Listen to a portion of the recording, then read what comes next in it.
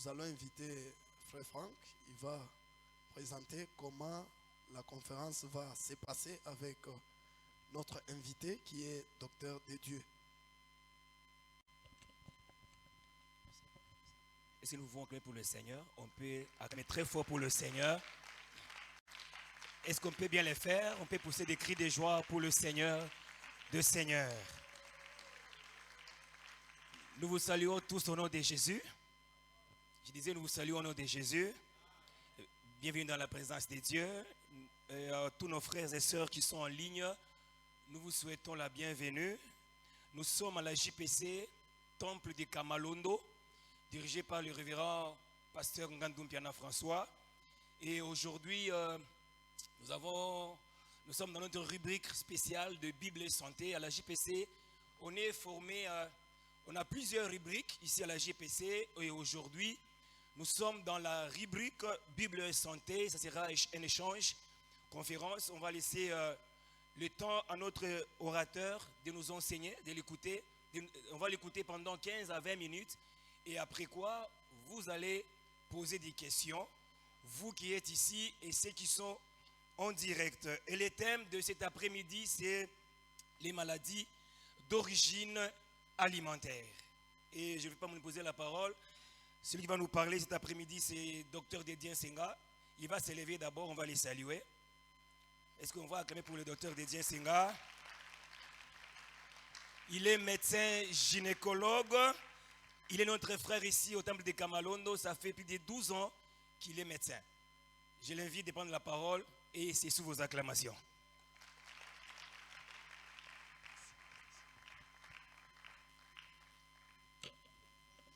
Bonjour tout le monde. Encore une fois, bonjour. Nous bénissons le Seigneur pour cette opportunité qu'il nous a accordée pour partager avec la JPC ce soir sur ce thème. Nous bénissons également et nous remercions le comité de la JPC pour nous avoir associés à l'œuvre du Seigneur. Nous bénissons particulièrement ancien Mujinga, ancien Archimède et ancien Ngandou.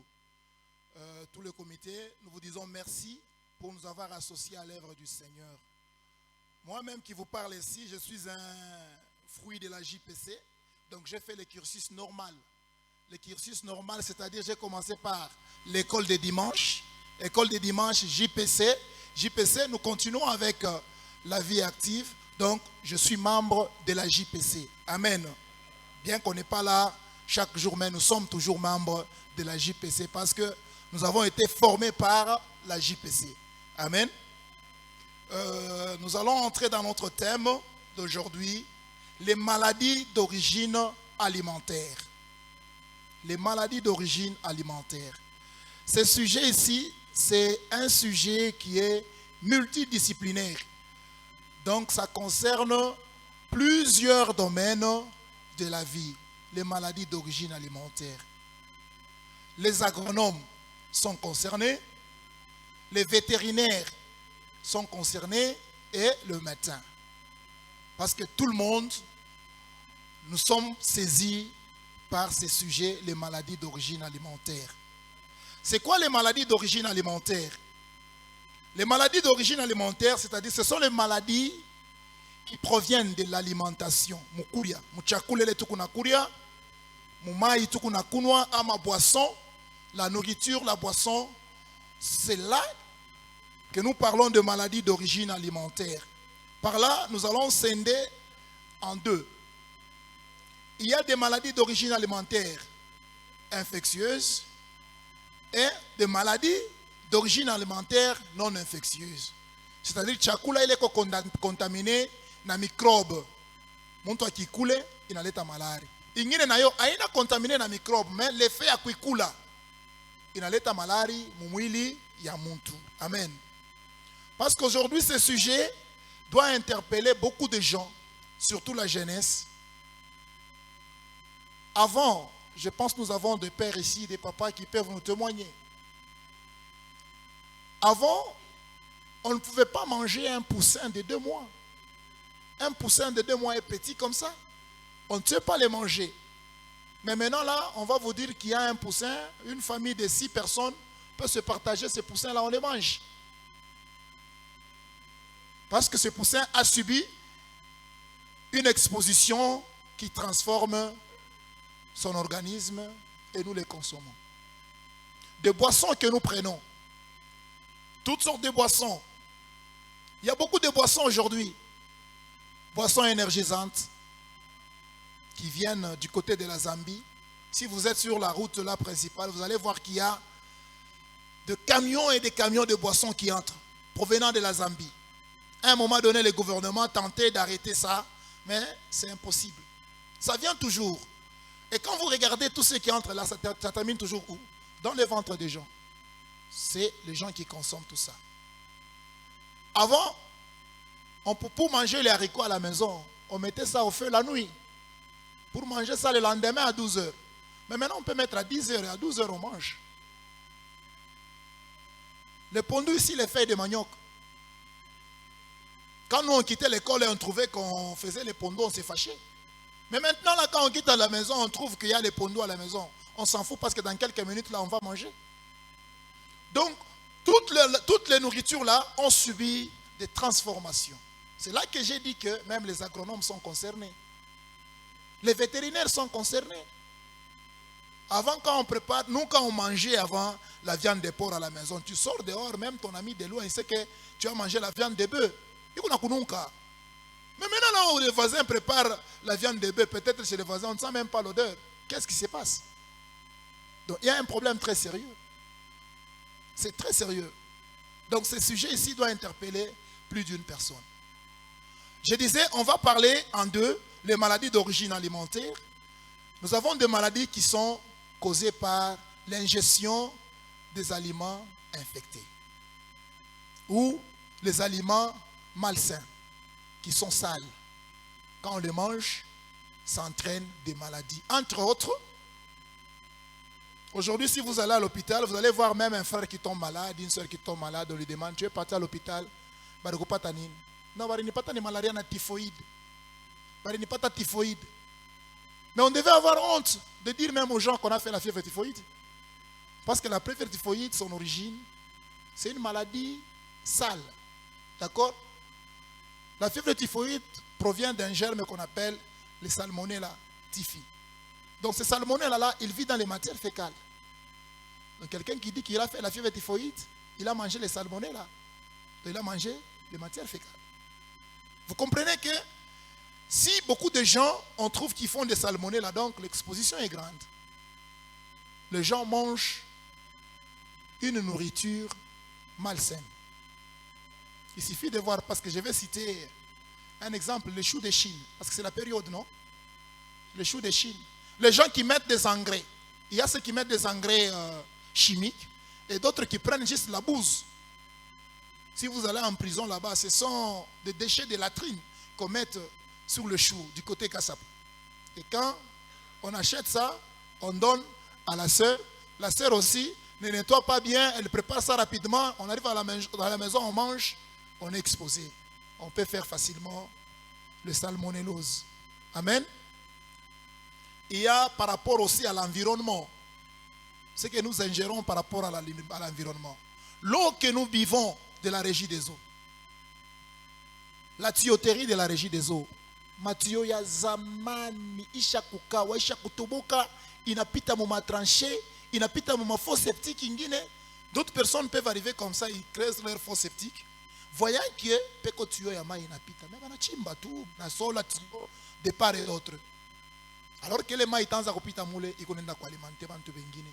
Quand on prend l'eau de la régie des eaux, on est toujours exposé à faire des maladies. Amen. Alors, par rapport à ça, il y a aussi l'ingestion des kaolins. Les kaolins, les gens qui mangent les mpemba, non? Les mpemba. Quand on mange les mpemba, on est exposé. Parce que dans le mpemba, là-bas, on peut trouver des œufs d'ascaris. Plus vous consommez, inenda, muntumbo, les œufs là, arrivés à un bon milieu, c'est chlore. Il y a totoka, et munto anafanya misanda. Les misanda la peut tuer. Parce que si ça arrive au niveau de l'abdomen, ça crée des paquets d'ascaris. Et les enfants, montent en faisant occlusion intestinale, opérer peut-être binapita bien ou binapita mouba, montent en zakouf. Donc il faut faire très attention à ce que nous mangeons. Même l'alimentation que nous prenons, regardez juste en face de nous. Il y a tout un tas d'immondices en face juste de l'église ici. Et ça peut nous exposer toujours. L'environnement aussi nous expose à faire des maladies. Il y a plusieurs maladies d'origine infectieuse qui proviennent de l'alimentation qui n'est pas bien conservée. On ne sait pas entrer beaucoup plus en détail parce que nous allons prendre tout le temps. Là, je vais parler des maladies d'origine alimentaire qui ne proviennent pas des aliments infectés. Je vais épingler quelques maladies que nous allons voir ensemble avec vous qui viennent d'une alimentation malsaine. Par exemple, je peux citer l'hypertension artérielle. Amen. Avant, ceux qui faisaient l'hypertension, c'était des grandes personnes, de vieilles personnes. Mais actuellement, on trouve qu'il y a des jeunes gens qui font des crises d'hypertension. Si j'ai pris l'hypertension, c'est parce que l'hypertension peut aussi entraîner plusieurs maladies qui viennent à partir de l'hypertension. Si une personne fait l'hypertension, la personne peut facilement faire un AVC. À part l'AVC, elle peut avoir un problème au niveau cardiaque. À part au niveau cardiaque, peut avoir un problème au niveau rénal. Donc l'hypertension a des répercussions sur le corps humain. C'est pourquoi j'ai cité l'hypertension. Alors que nous savons que le sel de cuisine ou le sodium, c'est l'ennemi premier de l'hypertension. C'est l'ennemi premier de l'hypertension. Plus on mange trop de sodium, on met beaucoup de sel dans la nourriture, plus ça nous expose à faire des crises d'hypertension. Et il y a cette habitude-là alimentaire, aujourd'hui, qui saisit beaucoup de jeunes, l'épicerie. Quand nous allons par exemple dans des supermarchés, les gens aiment acheter des prêt-à-porter, ce qu'on a déjà préparé, des take-away et tout ça. Là, on y met des substances qui exposent les gens à faire des crises d'hypertension. Amen. On est ensemble. Je vais citer quelques produits chimiques qui entraînent une augmentation de la tension artérielle. Je parlais des sels de cuisine. À part les sels de cuisine, il y a les cubes magiques. Nos sœurs qui utilisent beaucoup de cubes magiques dans la nourriture. On met des sels de Veda. Les sœurs, vous vous retrouvez, non? On met les Veda dans le légume, les cubes magiques, trop d'épicerie là. Ça peut entraîner une augmentation de la tension artérielle. Donc ça peut donner la maladie dans le corps humain. À part ça, nous avons d'autres produits qui sont transformés. Entre autres, le biscuit. Il y a des biscuits qui contiennent une grande concentration de sodium. À part les biscuits, il y a des pizzas. Aujourd'hui, les gens aiment beaucoup les pizzas. Si vous allez chez Galitos là-bas, même maintenant là c'est plein. Les gens consomment des pizzas. Alors que quand on prépare ces histoires-là, on y met beaucoup de sodium qui peut vous exposer à faire des crises d'hypertension.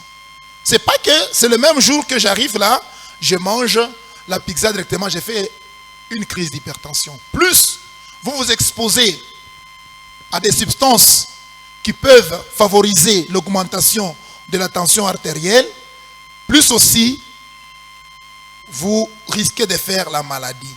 Nous avons le sucre et le soda.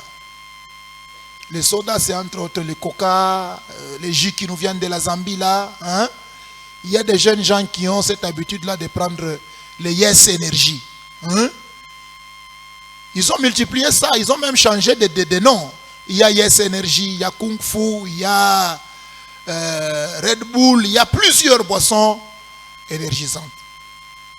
Et quand les jeunes gens consomment ça, ça vous expose à des maladies, à des crises d'hypertension, à des maladies cardiaques.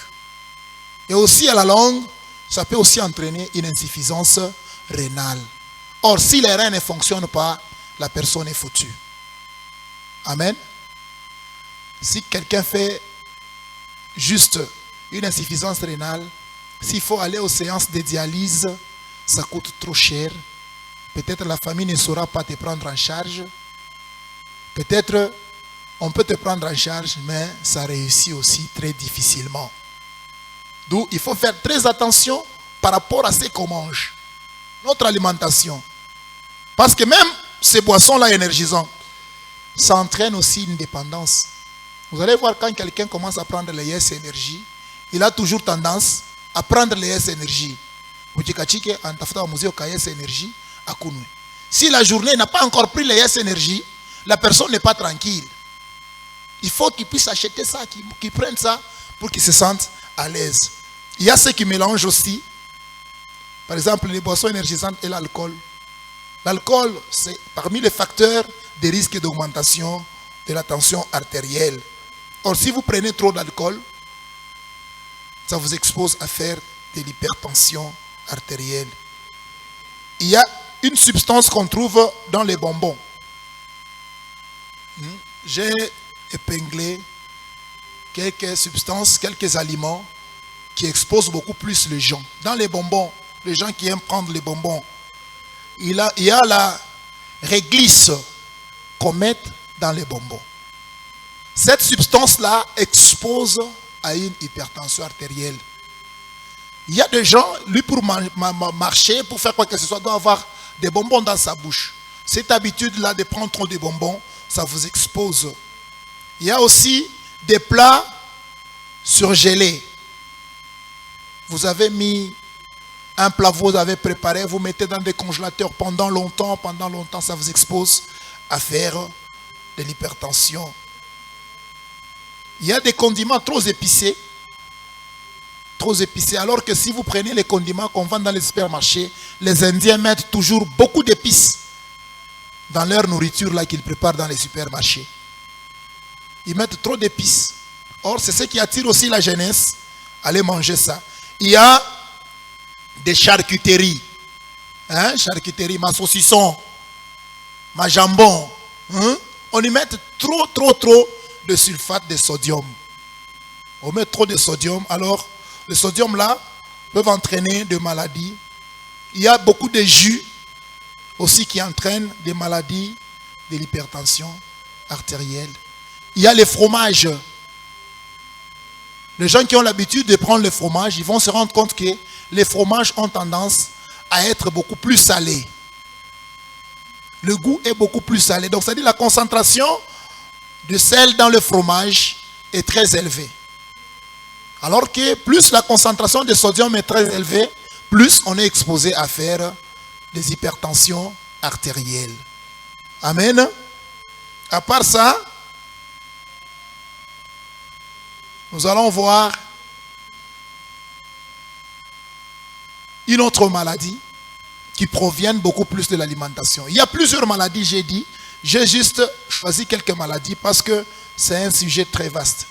J'ai choisi des maladies les plus courantes. C'est pourquoi j'ai commencé avec l'hypertension artérielle qui peut avoir des répercussions sur le cœur. La personne peut commencer avec une hypertension artérielle. Après hypertension artérielle, elle fait une crise cardiaque, insuffisance cardiaque, insuffisance rénale, qui peut aller même au niveau du foie, entraîner une insuffisance hépatique. Amen. Nous allons parler de l'exposition, toujours à l'alimentation, par rapport au diabète. Le diabète. Le diabète sucré, nous avons deux types de diabète. Nous avons le diabète de type 1. Le diabète de type 1, c'est le diabète qu'on trouve beaucoup plus chez les jeunes. Chez les jeunes. Et ce diabète-là ne provient pas souvent de l'alimentation. Ce diabète-là est dû à une insuffisance du pancréas ou du sucre pancréatique de produire une substance qu'on appelle l'insuline. Amen. C'est l'insuline qui a le travail de régulariser le sucre dans l'organisme.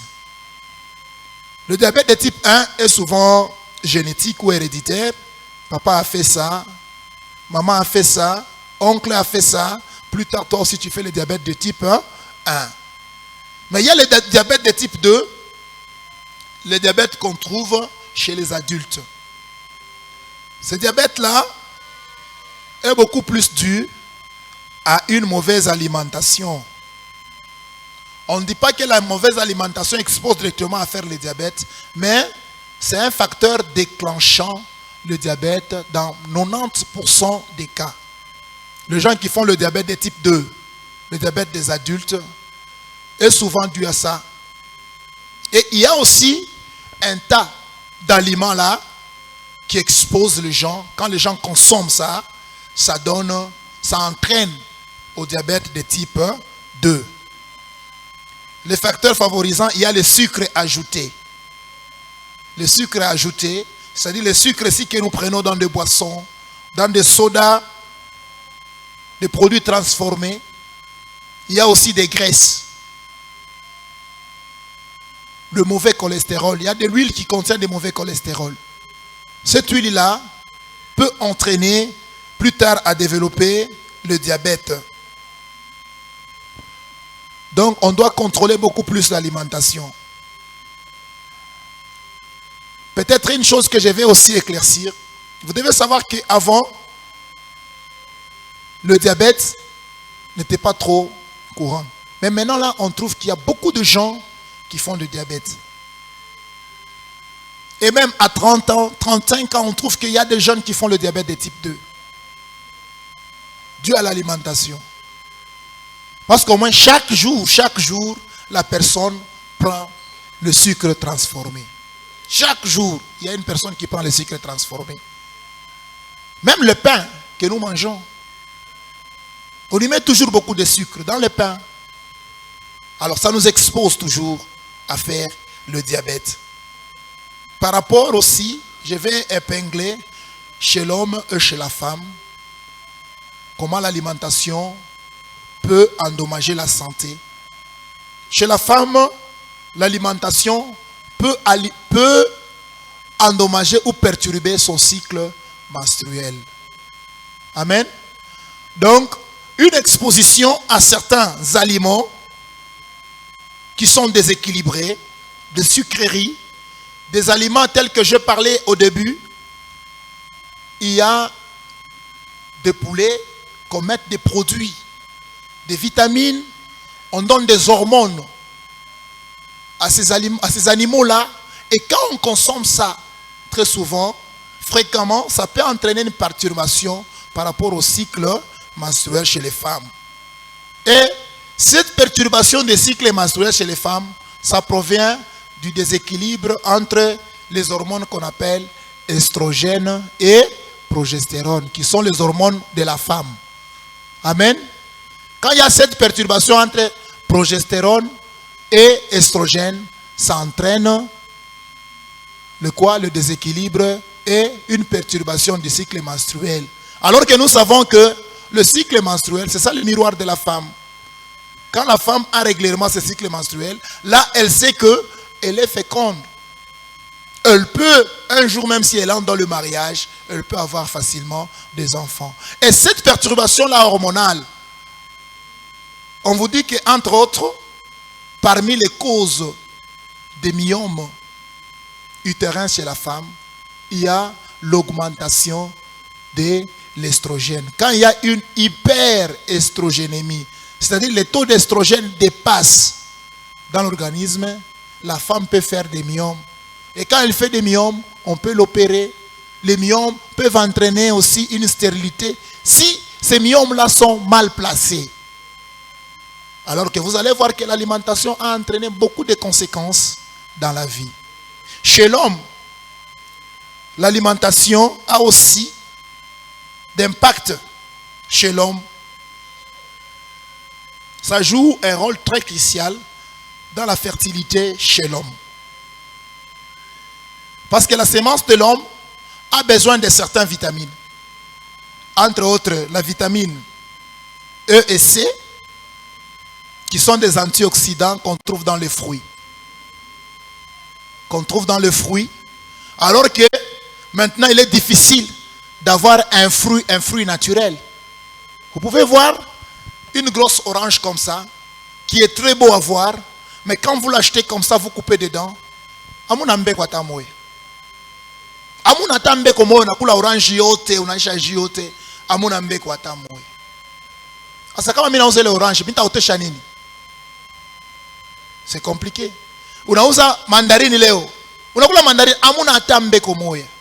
Alors que ce sont ces fruits-là qui doivent nous donner la vitamine C, la vitamine E.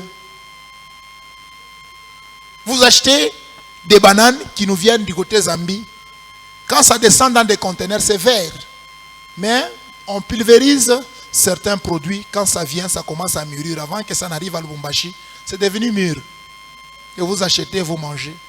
Quand vous mangez ces fruits-là, qui ont subi cette transformation, le goût se diffère. Les bananes qu'on achète ici et les bananes qui viennent de villages là, ça se diffère même le goût.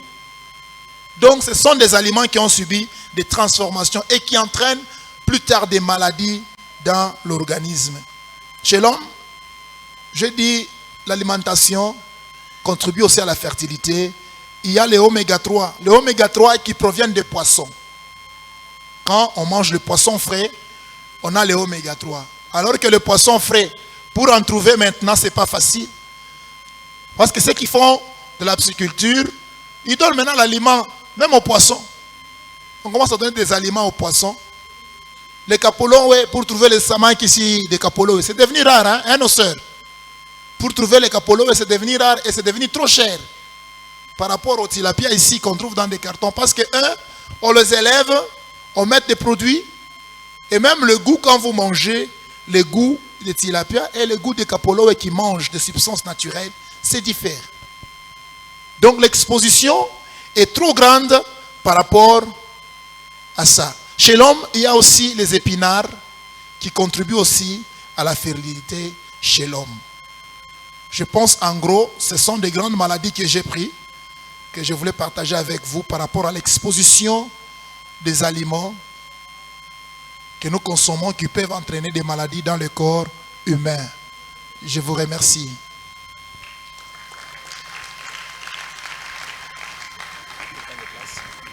Est-ce qu'on peut acclamer pour le Seigneur? On peut pousser des cris de joie, on acclame très fort pour le Seigneur.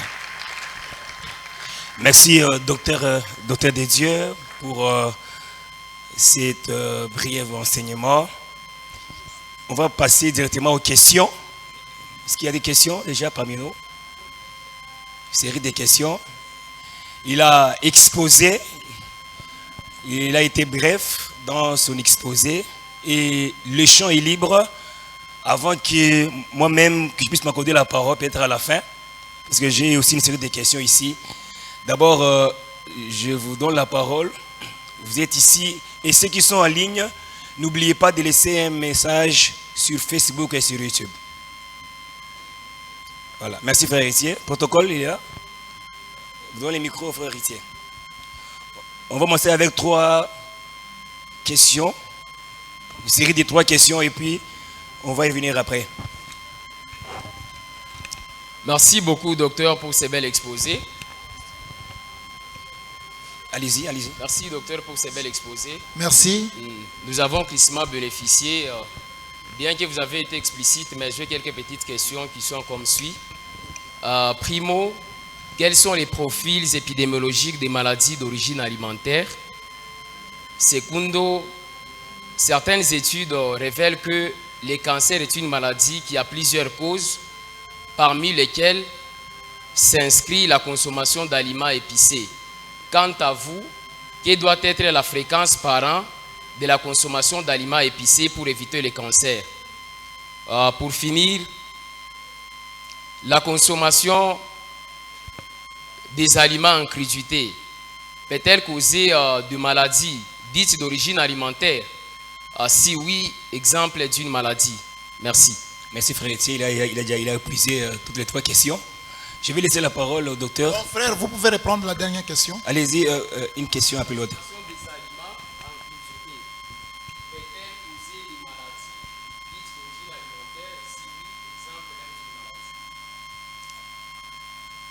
Vous avez la parole, docteur.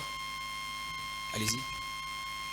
Je vais commencer par la dernière question. La consommation des aliments en crudité, si ça peut entraîner certaines maladies, par exemple une maladie qu'on peut donner. Oui, la consommation des aliments en crudité, ça peut entraîner certaines maladies. Aujourd'hui, si vous allez dans des grands restaurants, il y a un plat qu'on appelle le saignée. Le saignée, c'est-à-dire c'est l'aliment ou la viande qu'on est en train de manger qui saigne encore. Et les gens mangent ça. Alors, ce plat-là, si vous le mangez, il peut avoir le ténia qui peut être, les œufs de ténia peut être enquistés dans cette viande-là. Et si vous en mangez, vous ingérez les œufs de ténia et plus tard vous pouvez faire le ténia. Et ça, c'est une maladie qui peut vous faire souffrir durement. Deuxième question. Par rapport au cancer. La fréquence par an des aliments épicés pour éviter le cancer. Cette fréquence-là, très souvent, ce sont des épidémiologues qui sont. C'est pourquoi j'ai dit au début, là, c'est un sujet multidisciplinaire. Alors, il y a des épidémiologues qui étudient ça par rapport à la fréquence annuelle. Et même l'exposition à faire le cancer par rapport à l'alimentation. Donc les gens qui font l'épidémiologie peuvent nous donner avec précision quelle fréquence ça peut nous donner par rapport aux études épidémiologiques. La troisième question. J'ai répondu les deux dernières. Il a tout répondu? Merci beaucoup. Nous passons à... Il reste une question. Laquelle?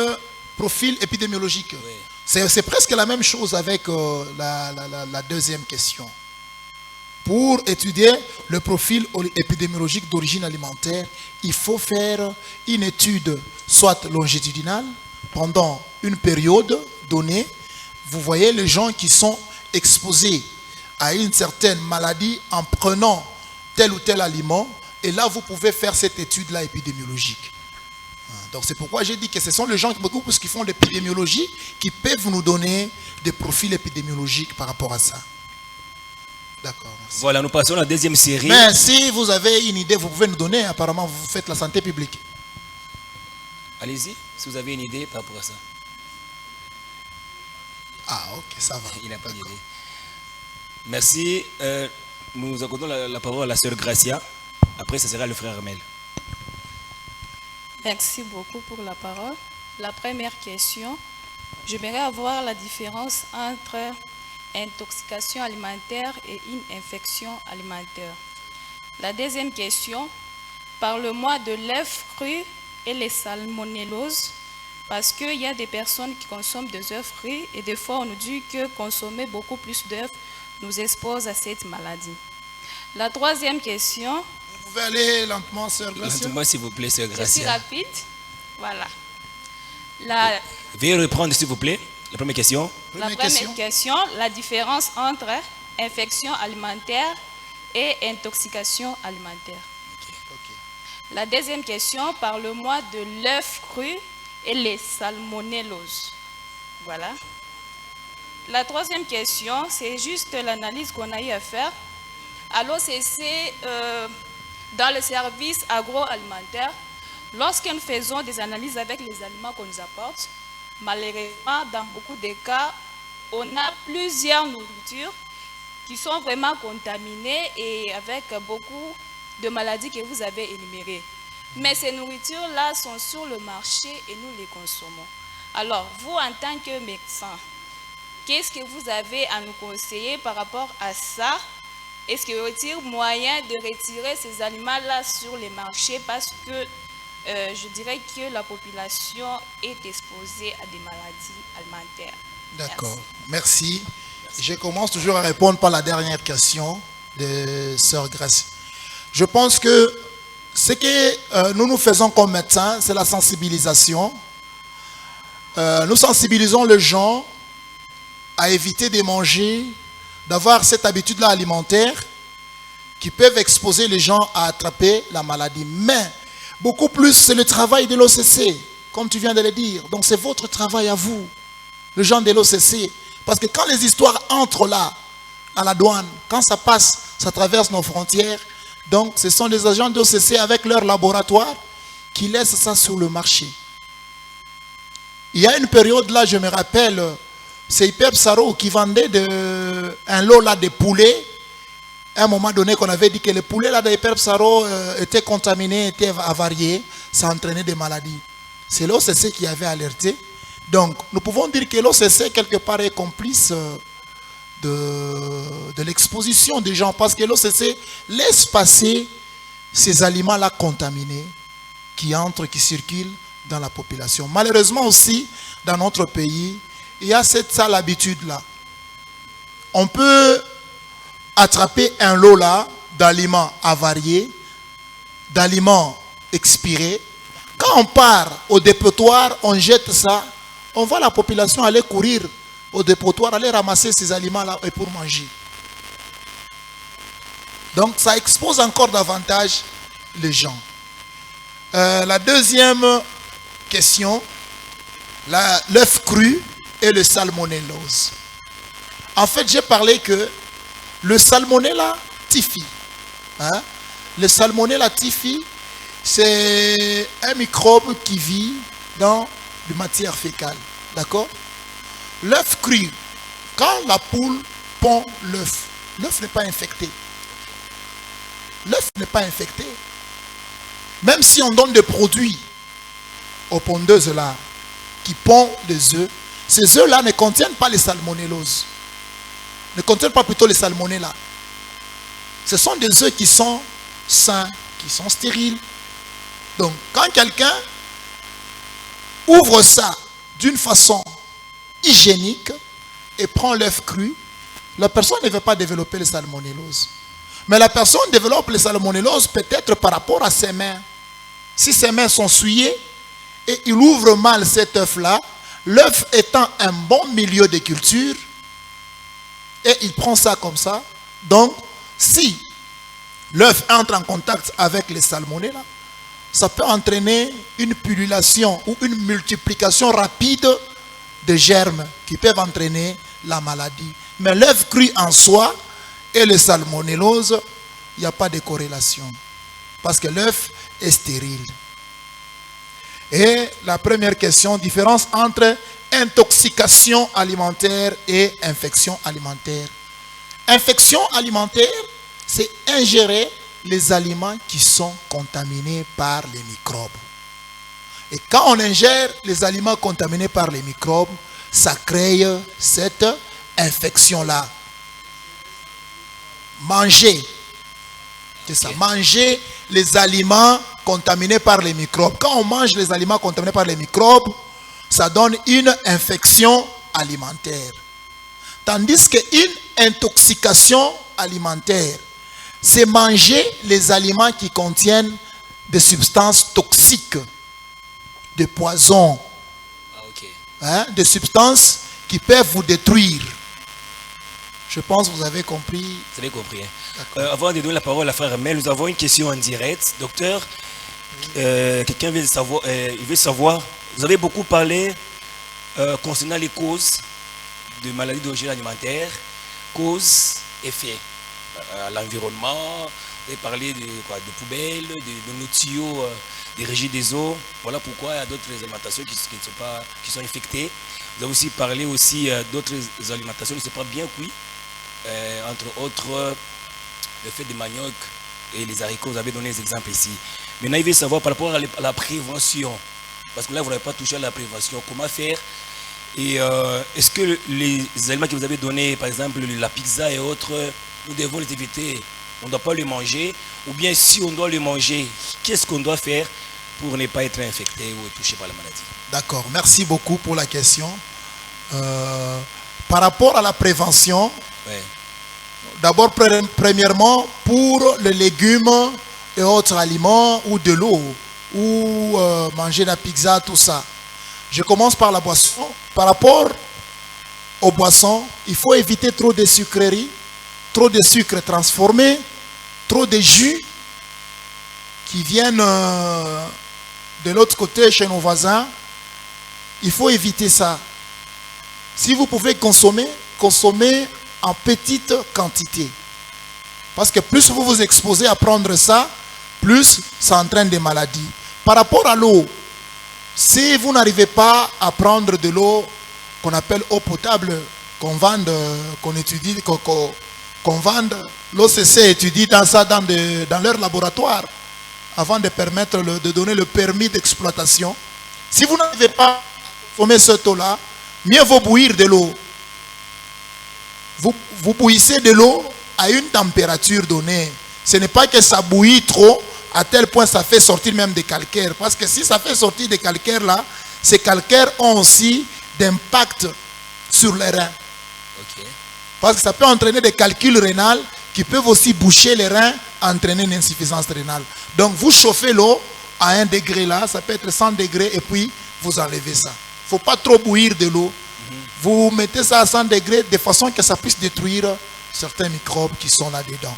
Par rapport à la consommation de substances telles que pizza, takeaway, de substances qui contiennent trop d'épices, là il faut juste modérer. Il faut diminuer. Ok. Il faut diminuer la consommation. Il ne faut pas trop consommer. Parce que plus vous consommez trop, plus ça vous expose à développer la maladie. Et c'est quoi consommer trop? Excusez-moi peut-être. Il ne faut pas consommer trop. C'est-à-dire? Vous pouvez en consommer. Par exemple, la semaine ou le mois, vous consommez une fois la pizza. Ok. C'est mieux d'ailleurs de préparer des histoires à la maison. Parce que quand on prépare nous-mêmes à la maison, je pense que là, on tient compte de ça. Et éviter aussi d'utiliser trop d'épices dans les aliments. Évitez d'utiliser trop d'épices. Quand vous mettez dans la nourriture, vous mettez trop d'huile. D'abord, cette huile-là, peut-être, c'est l'huile qui n'est pas bonne, qui contient des cholestérol. Vous mettez trop d'huile, vous mettez trop d'épices, ça expose. Ça expose. Et aussi, peut-être, pour la prévention, on est jeune, non? Qui a un petit jardin à la maison. Un petit jardin où il y a même les matembele. Sœur, sois béni. Mon frère, soyez béni. Vous voyez que sont des doigts à compter au bout des doigts. Hein? Des personnes à compter au bout des doigts. Si vous faites vous-même votre jardin, votre potager là, où vous pouvez cultiver des légumes qui sont bio, vous-même vous cultivez votre matembele, votre lenga-lenga, vous-même vous cultivez votre feuille de manioc, vous allez vous rendre compte que l'exposition ne sera pas grande. Merci. Merci, on évolue. Frère Mel, vous avez la parole. Bonjour à tous, bonjour docteur, merci pour l'exposé. Moi, 4 questions. Mais poser ces 4 questions, voici quelques constats que je fais. Entendu que nous sommes dans un pays où la corruption existe et vous avez épinglé le fait que même les aliments avariés, certains peuvent toujours faire passer ça dans la population. Entendu que nous sommes dans un monde où il faut toujours produire vu la montée de la démographie. Donc on peut utiliser même les OGM, les organismes génétiquement modifiés, pour répondre aux besoins de la population. Je vous comprends si vous jouez à la défensive en tant que médecin. Mais voyons ça aussi d'un autre angle entrepreneurial, économiquement. Vous voyez, ça engendre un peu beaucoup d'histoire. Un État, je ne vois pas un État refuser de donner, répondre aux besoins de la population quant à la nourriture ou avec les OGM par exemple, parce que cela va engendrer des maladies. L'État peut peut-être dire ne consommez pas assez. Mais nous savons aussi que lorsqu'on interdit, ça crée un peu plus de curiosité. Pour ceux-là qui ne sont pas par exemple informés, quand vous dites ça, il ne faut pas consommer, alors on est informé à partir de là et on est un peu tenté à pouvoir essayer. Ça, ce sont des constats sur lesquels j'aimerais maintenant poser mes questions.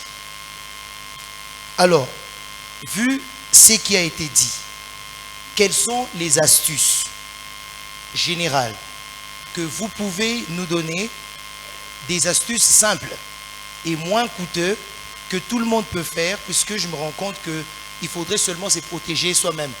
Au lieu de faire confiance au CC et tout ça, ça devient long. Alors, quelles sont les astuces que vous nous donnez, par exemple, des astuces comme des exercices physiques, on entend parler, mais vous êtes médecin, vous allez plus nous en parler là-dessus. Des astuces simples que nous pouvons commencer à faire pour éviter au fait tout ça. Toutes les maladies causées par l'intoxication alimentaire. Deuxièmement, quelles sont les institutions ou le page, je ne sais pas, de pages sur les réseaux sociaux que nous pouvons commencer à suivre régulièrement, au moins pour rester informés. Parce que là, vous nous briefez, mais après, nous serons toujours sous-informés. Alors, pour se maintenir connectés à deux sources où nous serons toujours informés, quelles sont des pages officielles, sérieuses, institutions sérieuses que vous nous proposez, que nous pourrons commencer à suivre afin de pouvoir éviter tout ça. Troisièmement, pour une personne qui entend tout ça, parce que même dans la prévention, notamment dans l'eau bouillante que vous avez citée, même dans la prévention, on voit qu'il y a toujours des conséquences. C'est inévitable, on dirait.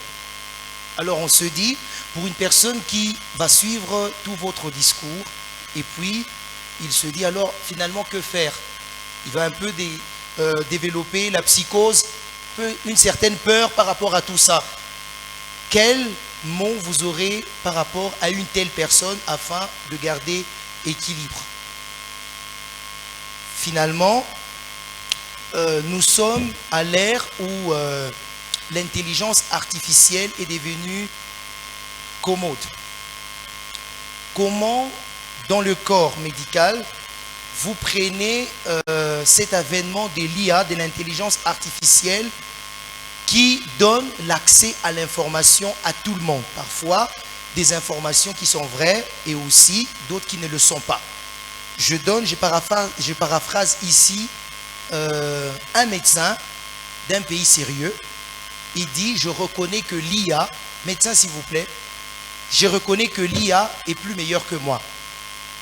Et quelqu'un qui suit, un jeune qui suit ça, il s'est dit, ah bon, au lieu de consulter un médecin qui va me bouffer de l'argent, parce que je dois faire beaucoup de courses et tout ça, vaut mieux que je puisse taper sur mon IA et puis avoir des astuces et même des conseils quant à ce qui concerne l'alimentation. Dans le corps médical, ici au Congo, chez vous particulièrement, comment vous faites pour tenir face à tout ça et quels sont les conseils que vous donnez à la jeunesse par rapport à cette pratique? Merci. Ok, merci. Comme d'habitude, je commence toujours par la dernière question, frère Hermel. Vous savez que malgré tout ce qu'on peut faire, IA, ChatGPT et tout, rien ne peut remplacer l'homme. Il n'y a rien qui peut remplacer l'homme. Parce que aussi longtemps que l'IA lui-même a été créé par l'homme. Donc pour dire que l'IA peut remplacer l'homme ou l'IA peut être plus meilleur que l'homme, moi je ne pense pas. C'est très faux. Parce que l'IA lui-même a été créé par l'homme. Or, étant chrétien, nous savons que l'homme a été créé à l'image de Dieu. L'homme a de très grandes capacités. Plus tard, avec le temps, vous allez vous rendre compte que même l'IA là va disparaître. Il y aura encore d'autres technologies qui seront beaucoup plus élevées que l'IA. Parce qu'avant, c'est Google, ok? On demandait à Google parce que tout ce qu'on cherchait sur Google, on trouvait ça. Mais aujourd'hui, Google est resté comme en arrière. On commence à utiliser l'intelligence artificielle. Cette intelligence artificielle-là a des limites. Ça a des limites. Parce que il y a, j'entre d'abord dans notre domaine en médecine, il y a des maladies qui demandent seulement la tête de l'homme, que l'homme puisse réfléchir. Parce qu'aujourd'hui, en médecine, nous disons que le diagnostic est évolutif. Vous pouvez trouver la personne, elle vient aujourd'hui avec fièvre, maux de tête, maux de ventre, vous l'internez. Demain, vous passez en tour de salle, c'est d'autres symptômes qui viennent. Elle présente d'autres symptômes. Alors qu'il y a plusieurs maladies qui peuvent avoir les mêmes symptômes. Donc l'IA ne peut jamais remplacer l'homme. Il ne faut pas trop utiliser ça. Donc l'homme doit être capable d'utiliser les capacités que Dieu lui a données. Parce que l'homme est capable de réfléchir. Quand vous réfléchissez, vous allez voir que vous allez faire des grandes choses. Des télévisions, des téléphones, tout ce que nous utilisons. L'homme a utilisé l'intelligence, il a réfléchi, il a raisonné, il a mis au point tout ça. Donc l'intelligence artificielle ne peut jamais remplacer l'homme. Là, je réponds directement sur la page à suivre sur les réseaux sociaux. Les sites qu'on peut vous dire que les sites, suivez tel site sur les réseaux sociaux. Moi, je pense que sur les réseaux sociaux, tout le monde peut balancer ce qu'il veut. Tout le monde. Même ceux qui n'ont pas fait des études sur quelque chose, ils peuvent se réveiller comme ça du bon matin, ils lancent des histoires sur les réseaux sociaux. Que ce soit sur le plan scientifique ou sur le plan religieux. Parce qu'aujourd'hui, nous constatons que même sur le plan religieux, il y a des gens qui cherchent à scandaliser le monde. Quelqu'un peut se réveiller comme ça, il dit que la mort n'existe pas, et ceci, cela. Et il donne des arguments, et il y a des gens, une catégorie là de gens qui vont le suivre dans ces idioties-là. Comme quelqu'un qui s'était réveillé un jour, il dit que Jésus n'a jamais existé. Il lance comme ça sur les réseaux sociaux, et s'il y a des gens qui ne sont pas intelligents, vont suivre ce vent-là et seront perdus. Heureusement, la Bible nous prévient tout ça. Donc, sur les réseaux sociaux, c'est confier sur les réseaux sociaux. Moi, je ne pense pas qu'il faut beaucoup plus se confier sur les réseaux sociaux pour apprendre. Beaucoup plus, peut-être, faire des recherches sur des livres. Parce que dans des manuels, dans des livres, il y a des scientifiques qui ont fait de vraies études sur un tel sujet, qui ont écrit des livres. Là, peut-être, vous entrez sur Google, vous cherchez les livres qui parlent de l'alimentation ou le danger alimentaire. On va vous proposer certains livres il y a des livres qui sont gratuits et d'autres livres qui sont payants. Vous pouvez acheter ça. Alors vous pouvez lire dans les livres que vous confiez sur ce que les gens publient sur les réseaux sociaux, car ça risque de vous dérouter. Si vous voyez sur les réseaux sociaux les astuces, il y a ceux qui parlent des astuces pour augmenter des poids, des astuces pour faire ceci. Si vous suivez toutes ces astuces-là, vous allez vous perdre. Première question, les astuces simples par rapport aux exercices physiques et tout. Moi, je dirais que l'exercice physique, ça maintient un bon fonctionnement cardiaque, ça équilibre la pression artérielle, mais aussi ne suffit pas. C'est comme je vois les gens qui font la marche. Vous allez voir, le dimanche, au lieu d'aller à l'église, il y a des groupes de gens qui font la marche dans la ville ici. Quand ils terminent de faire la marche, ils entrent à Kamalondo, ils prennent la bière et le michopo. Donc, tu n'as rien fait. Tu as fait des exercices physiques pour maintenir l'équilibre de ton corps et puis tu rentres, tu prends l'alcool. Donc, tu t'enfonces encore davantage. C'est un peu ça. S'il faut faire des exercices physiques, il faut faire des exercices physiques tout aussi en tenant compte de votre alimentation, de ce que vous mangez. Et j'ai dit, si vous-même vous faites votre cuisine, à la maison nos sœurs font pour nous la bonne cuisine. Et contrôle, il ne faut pas mettre trop de sel dans la nourriture, il ne faut pas utiliser trop d'épices dans l'alimentation, avoir un petit jardin à côté où on peut prendre les légumes exposés aujourd'hui, parce que tu ne peux pas manger chaque jour des légumes. Il y a de viande, il y a ceci, mais il faut aussi en manger et faire la variété des aliments. Par exemple, en Djandja là-bas, il y a des poissons salés, il y a les frétins. Mais les enfants d'aujourd'hui, vous allez voir, si on veut manger les frétins ou les milongués, les gens se fâchent, ils n'aiment pas. Ils n'aiment pas les ndagala là, ils pensent qu'ils deviennent pauvres quand ils mangent les ndagala. Alors que les ndagala là, c'est naturel, c'est bon. On a pris ça directement dans le lac ou dans le fleuve, on amène, on mange. Donc, il faut beaucoup plus s'exercer à manger ce qui est bio. Le poulet ici, vous pouvez vous-même élever le poulet à la maison. Tu vas manger des poulets qui sont bio. Je pense, j'ai répondu, hein, frère Armel. Oui, comment éviter l'abscose? Vous savez, l'exposition, aussi longtemps que nous sommes sur terre, l'exposition est là chaque jour. L'exposition est là chaque jour. Donc, la personne doit être sûre de ce qu'il mange. Et pour être sûr, c'est là que je vous ai dit, Si toi-même tu prépares les histoires, toi-même tu essaies de limiter la consommation de certains aliments, cette cause-là va fuir. Ça va fuir. On a vu certains Indiens changer même d'étiquette sur certains aliments. On change d'étiquette sur la date là d'expiration, on enlève, on met une autre date. Et là, même si les agents de l'OCC passent dans des contrôles, ils vont trouver une autre date. Alors que cet aliment-là est déjà avarié.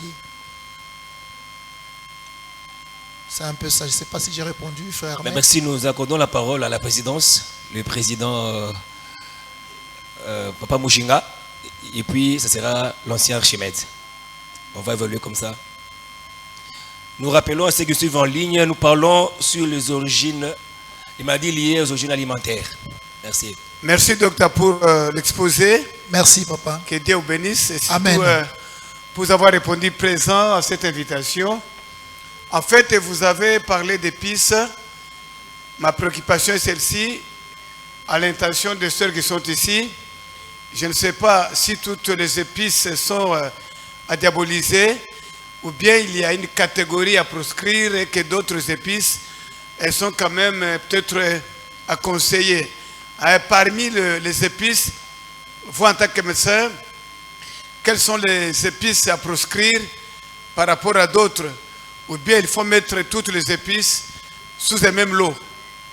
Merci beaucoup, docteur. Merci. Je vais répondre. Par rapport aux épices, il faut utiliser des épices naturelles. Vous prenez le charlotte, des oignons, les ndembi, des poivrons. Ce sont des épices, n'est-ce pas, mes soeurs? Ce sont des épices. Les épices qui entraînent beaucoup plus de maladies, ce sont des épices qu'on a industrialisées. Cube magique, Veda, Jimbo, tout ça, on fait même des publicités à la télé. Ce sont des épices qui contiennent beaucoup de sodium. Et ce sodium-là entraîne des maladies, peuvent entraîner des hypertensions. Avant, nous, on a grandi avec la tomate. On met la tomate seulement dans la nourriture, les ndembi et l'oignon, tout ça. Et la nourriture était bonne. Normalement, quand on mangeait chez nos grands-mères, là, c'était très bon. Ils ne mettaient pas trop d'épices, c'était naturel. Seulement avec les épices ici qu'on peut retrouver. Des feuilles de laurier, céleri, hein? Okay. De céleri. Donc, il y a des épices qu'on peut utiliser et la nourriture sera bonne. Ce n'est pas seulement en mettant des cubes magiques là, de Jimbo, de Veda, qui peuvent rendre la nourriture bonne. Merci. Merci. Alors, par rapport à l'huile végétale, hein, je crois, à un certain moment, on parlait que le cori était, ça causait beaucoup de cholestérol, ce n'était pas bon pour être utilisé à la cuisine. Finalement, les fabricants s'étaient aussi défendus et que c'était seulement une mauvaise campagne contre lui. Bon, vous, en tant que médecin, par rapport à l'huile végétale, est-ce que il y a une certaine huile que vous pourriez peut-être déconseiller à ceux qui font de la cuisine? Je ne sais pas dans ce niveau-là, ou bien s'il y a une catégorie, une sorte d'huile qu'on peut utiliser et d'autres non. Merci beaucoup. Par rapport à l'huile, il y a deux sortes d'huile. Il y a l'huile végétale et l'huile animale. On a constaté que dans l'huile animale, il y a beaucoup de cholestérol. Ça contient beaucoup de cholestérol. Et ce cholestérol-là, qui est le mauvais cholestérol, c'est ce mauvais cholestérol-là qui entraîne la maladie. Okay. Alors, d'autres huiles végétales qui provient de végétaux, par exemple l'huile de palme qu'on a industrialisée, cette huile-là présente moins de cholestérol, de mauvais cholestérol qui sont toxiques à l'organisme. Par exemple, l'huile de soja, l'huile de tournesol, qui sont de l'huile végétaux, ça contient moins de cholestérol, de mauvais cholestérol. Donc là, ça, on peut consommer. Donc, peut-être une question avant de donner à notre papa. Quelle est votre réaction par rapport à l'ail? Parce que j'apprends que l'ail aussi, c'est aussi l'épice un peu très efficace pour diluer le sang contre le cholestérol. L'ail n'a pas de problème, l'ail c'est naturel. Ouais, quand on le mange aussi, ça peut aussi guérir le cholestérol, contre le cholestérol. Bon, ce sont des astuces qu'on dit quand on mange beaucoup d'ail, ça peut éliminer des mauvais cholestérol, mais je n'ai jamais fait cette étude-là. Okay. Il faut qu'il y ait cette étude qu'on publie pour savoir que réellement, quand on consomme l'ail, ça détruit le mauvais cholestérol. Mais ce que je sais, il y a des manuels déjà qu'on a publiés sur la consommation de l'avocat qui élimine le mauvais cholestérol. Ça, au moins, j'ai déjà lu sur ces documents-là. Quand on mange régulièrement des avocats, ça élimine des mauvais cholestérol. Merci, docteur. Président Archimède, vous avez la parole.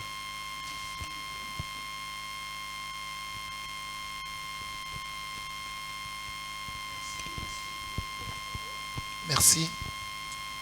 Merci de la parole et merci aussi pour l'exposé.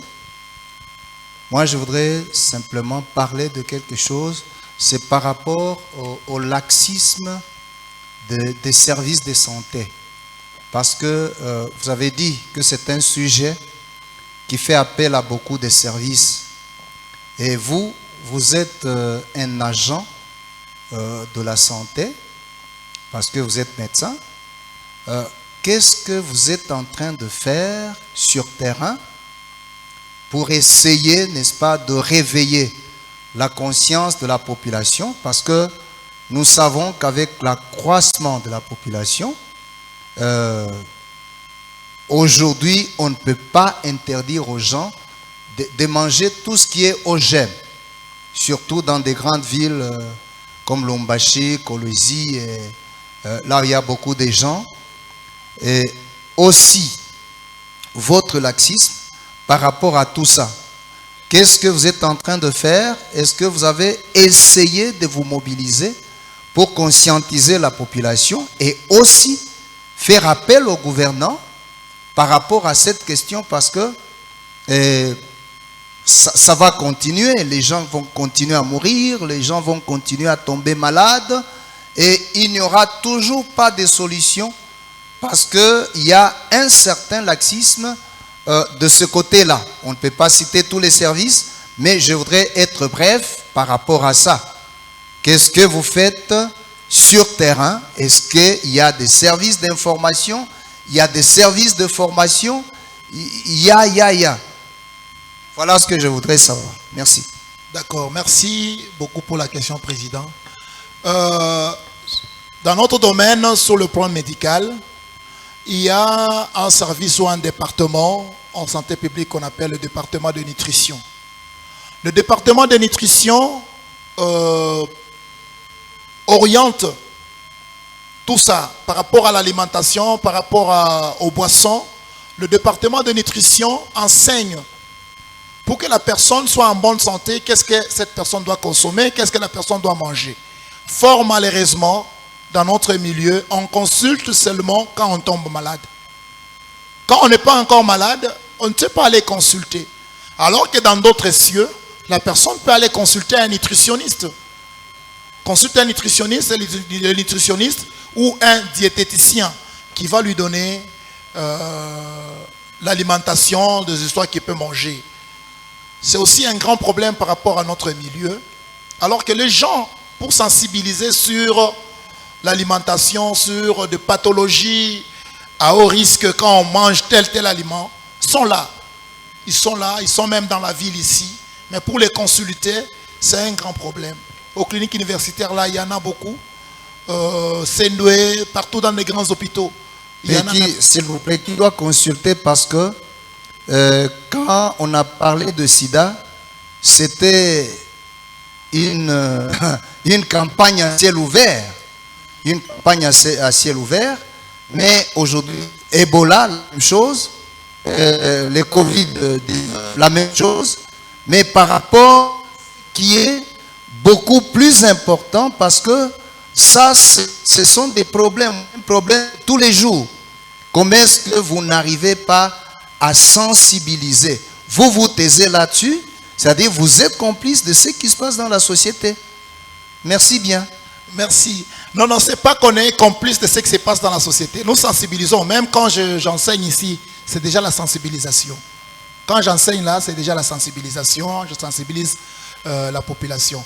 Mais le problème, c'est quoi? La différence entre Ebola, Covid ou VIH-Sida, quand ça prenait beaucoup d'ampleur, ou c'est devenu une sorte d'épidémie, c'est là que ça mobilisait maintenant le service de santé pour une grande mobilisation. Parce que pour qu'il y ait cette grande mobilisation, ça demande aussi de moyens.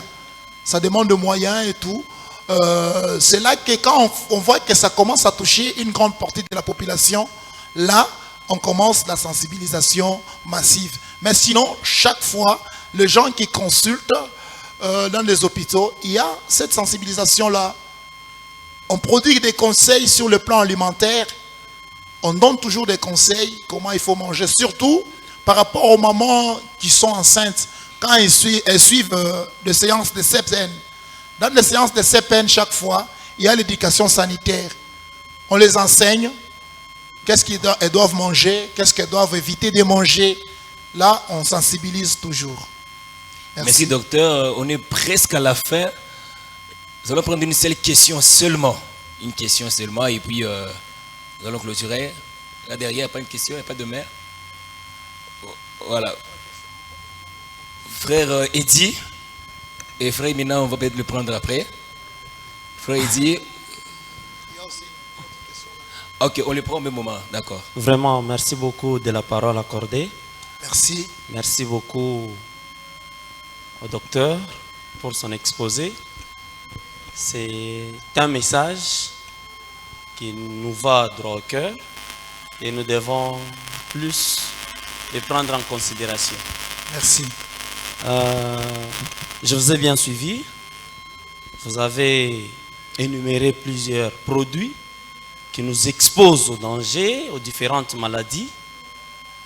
Quand nous parlons de l'alimentation et des différents produits que vous avez cités là, nous comprenons que la consommation de ces produits-là est devenue une vie courante de presque tout le monde. Des fois, nous en consommons indépendamment de notre volonté. C'est compte tenu de moyens, parce que nous sommes dans une vie qui est déséquilibrée. Il y a ceux qui sont élevés et aussi nous autres, nous menons une vie difficile. Alors, pour nous alimenter à la maison, nous recourons toujours à tous ces produits-là, comme des cuisses, parce que c'est moins cher par rapport à ce qui est bio. Et vous, en qualité de médecin, vous êtes dans votre marché, dans votre monde. Des fois, vous pouvez laisser passer, parce que si vous nous apportez toutes les informations possibles, vous risquerez de vous retrouver chômeur. Oui, papa a élevé ce point en disant, quand on parle d'Ebola, on parle de Covid, on parle de Sida, là, on crie tout haut. Mais d'autres éléments là, vous n'allez pas sentir une forte sensibilisation. Bon, par rapport à des différentes vies que nous sommes en train de mener, qu'est-ce que nous sommes dans la basse classe, nous pouvons réellement prendre en considération pour nous épargner de certains cas, certaines maladies qu'on venait de... Merci frère Eddy, merci beaucoup. Merci. Frère Mina, vous avez la parole. Et puis on va chuter par lui, on va conclure par là.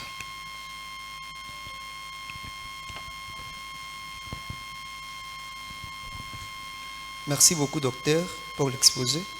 En fait, j'ai juste deux petites questions.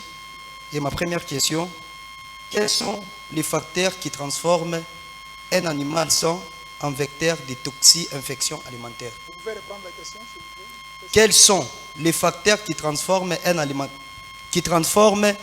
aliment sain en vecteur de toxi-infection alimentaire? Et ma deuxième question, je la pose en donnant un exemple. Un foufou cuit, hier soir, est resté 12 heures sur la table, en température ambiante. Faut-il les réchauffer et les manger ou les jeter? Je parle de Kimbala. Docteur, il y a une question aussi, j'ajoute. Il y a une question sur YouTube. Il y a notre frère Joshua. Il veut savoir quels sont les remèdes par rapport à quelqu'un qui souffre de l'obésité. Yes. Obésité, le remède. Est-ce qu'il y a des solutions par rapport à ça? Merci.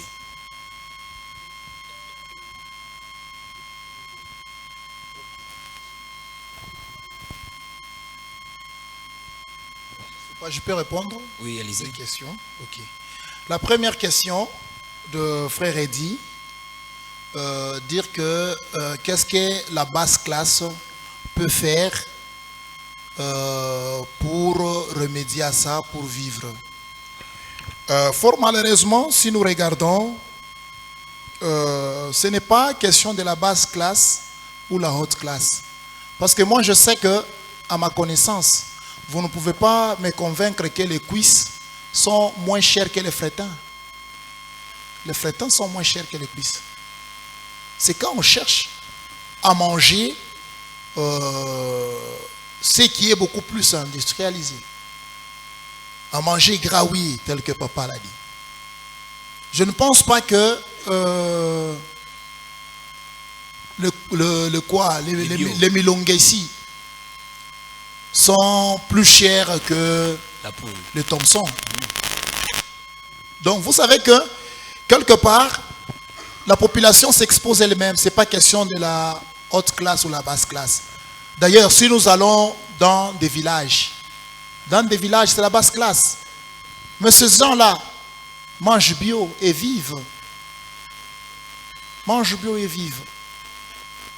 Donc, quelque part, vous pouvez faire votre petit jardin à la maison. Ça ne demande pas d'être d'une haute classe. Vous pouvez vous discipliner, vous dire que non, madame, vous allez acheter un djanja là-bas, vous m'achetez des histoires comme ça, comme ça, comme ça. Vous allez voir que si on prépare ça à la maison, peut-être les enfants d'aujourd'hui, ils touchent à peine. Hein? Ils n'aiment pas, ils n'aiment pas les bitoyo. Hein? Les bitoyo là, les ndakala, les milongue, les biaché, les kisenji. Et non, ils aiment les cuisses, ils aiment la viande, les charcuteries et tout, la pizza et tout. Alors que ce sont des histoires qui entraînent la maladie. Donc là, ce n'est pas question de la haute ou la basse classe. Donc on peut, en soi-même, on s'organise et on va vivre normalement. Deuxième question, le facteur qui transforme les aliments sains au facteur en vecteur infectieux. Vous savez, l'aliment peut être sain, mais une fois exposé à des germes, à des microbes, ces microbes-là vont infecter cet aliment et quand on ingère cet aliment-là infecté, ça contribue comme le vecteur qui va déclencher la maladie et l'aliment sera intoxiqué, sera infecté. Troisième question, les Kimbala. Oui.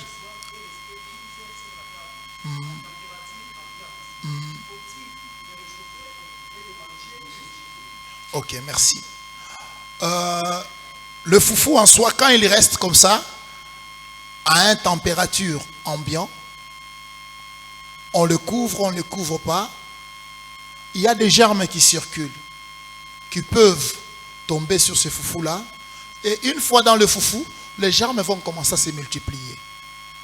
Ils vont commencer à se multiplier, et pour consommer ça, vous vous dites que non, ça dépend aussi de la façon dont vous allez chauffer ça. Vous mettez ça dans les micro-ondes. Si vous mettez ces foufous-là dans les micro-ondes, ça vous expose encore davantage. Ça va tuer les germes, mais ça peut créer une intoxication par rapport à votre corps. Vous chauffez ça. Soit, quand on était petit, on voyait comment nos mamans faisaient les foufous d'hier là, en Abébane Poukoulou là, non? Ils préparent ça, ils mettent un peu juste de farine, et ça devient bon, on peut manger. Donc, on peut repréparer ça et manger. Il n'y a pas de problème. L'obésité, on finit par là. Oui, l'obésité, par rapport à l'obésité, celui qui a posé la question de remède pour pallier à l'obésité, à quelqu'un qui souffre d'obésité. Malheureusement, on ne sait pas enseigner, donner des astuces ou la leçon pour remédier à l'obésité. Je peux orienter cette personne à aller voir un nutritionniste. Parce qu'il y a tout un régime alimentaire qu'on doit donner à cette personne-là qui fait déjà cette malnutrition par excès. L'obésité, c'est une malnutrition, mais qui est par excès. Il faut consulter, voir ses habitudes alimentaires, qu'est-ce qu'il mange, par rapport aussi à la sédentarité. Peut-être cette personne-là travaille dans un bureau où il est sédentaire toute la journée. Il doit consulter pour voir quelles sont ses habitudes alimentaires, quelles sont ses habitudes par rapport à la vie quotidienne. Là, on peut lui donner le remède pour pallier à l'obésité. Est-ce qu'on peut acclamer pour le Seigneur? Nous disons merci au docteur Didier. Merci beaucoup. Merci à vous tous pour votre présence. Merci à ceux qui nous ont suivis en ligne. Et nous nous retrouvons très prochainement pour un nouveau numéro, une autre rubrique, Bible et Santé. Au revoir et que Dieu vous bénisse. Amen. Amen. Frère Anatole, vous prenez la parole.